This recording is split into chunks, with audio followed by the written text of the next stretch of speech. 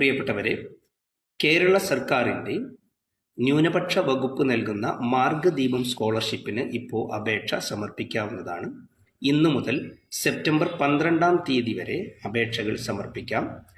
അപേക്ഷകൾ വരുമാന സർട്ടിഫിക്കറ്റ്, അതോടൊപ്പം കമ്മ്യൂണിറ്റി സർട്ടിഫിക്കറ്റ്, ബാങ്ക് പാസ്ബുക്ക് തുടങ്ങിയ രേഖകളോടൊപ്പം സ്കൂൾ മേലധികാരിക്കാണ് അപേക്ഷകൾ നൽകേണ്ടത്.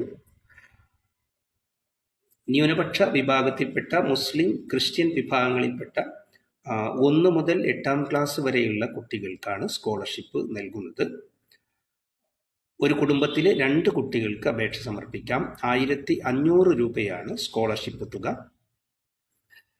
1-ാം ക്ലാസ്സിലെ കുട്ടികൾക്ക് അവരുടെ കുടുംബത്തിൻ്റെ വരുമാന പരിധിക്കനുസരിച്ചും, അതോടൊപ്പം 2 മുതൽ 8-ാം ക്ലാസ് വരെയുള്ള കുട്ടികൾക്ക് അവസാന വർഷ പരീക്ഷയിലെ ഗ്രേഡും മാനദണ്ഡമാക്കിയിട്ടാണ് പ്രധാനമായിട്ടും സ്കോളർഷിപ്പ് നൽകുന്നത്.